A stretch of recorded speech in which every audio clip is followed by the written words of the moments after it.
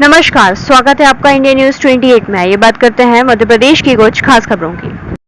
रायसेन जिले में नरवाई में आग लगाने पर धारा 144 के तहत प्रतिबंध। रायसेन जिले में जन सामान्य के हित, सार्वजनिक संपत्ति, पर्यावरण एवं लोक व्यवस्था को बनाए रखने के उद्देश्य से कलेक्टर एवं जिला दंडाधिकारी अरविंद दुबे द्वारा संपूर्ण जिले की भौगोलिक सीमा में खेत में खड़े धान, सोयाबीन के डंठलों, नरवाई में आग लगाने पर तत्काल प्रभाव से दंड प्रक्रिया संहिता 1973 की धारा 144 के तहत प्रतिबंध लगाया गया है। यह प्रतिबंध तत्काल प्रभावशील होकर आगामी 31 दिसंबर 2024 की अवधि तक के लिए प्रभावशील रहेगा।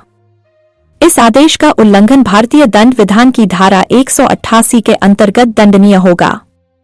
उल्लेखनीय है कि जिले की राजस्व सीमा में धान, सोयाबीन की फसल की कटाई के पश्चात अगली फसल के लिए खेत तैयार करने के लिए बहुसंख्यक किसानों द्वारा अपनी सुविधा के लिए खेत में आग लगाकर धान, सोयाबीन के डंठलों को नष्ट कर खेत साफ किया जाता है।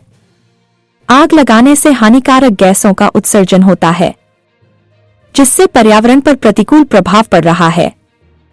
इसे नरवाई में आग लगाने की प्रथा के नाम से भी जाना जाता है। नरवाई में आग लगाना खेती के लिए नुकसानदायक होने के साथ ही पर्यावरण की दृष्टि से भी हानिकारक है। इसके कारण विगत वर्षों में गंभीर अग्नि दुर्घटनाएं घटित हुई हैं तथा व्यापक संपत्ति की हानि हुई है। साथ ही बढ़ते जल संकट में इससे बढ़ोतरी तो होती ही है, साथ ही कानून व्यवसाय के लिए भी विपरीत स्थितियां निर्मित होती है। खेत की आग के अनियंत्रित होने पर जनसंपत्ति व प्राकृतिक वनस्पति, जीव जंतु आदि नष्ट हो जाते हैं। साथ ही खेत की मिट्टी में प्राकृतिक रूप से पाए जाने वाले लाभकारी सूक्ष्म जीवाणु इससे नष्ट होते हैं, जिससे खेत की उर्वरा शक्ति भी धीरे धीरे घट रही है और उत्पादन प्रभावित हो रहा है।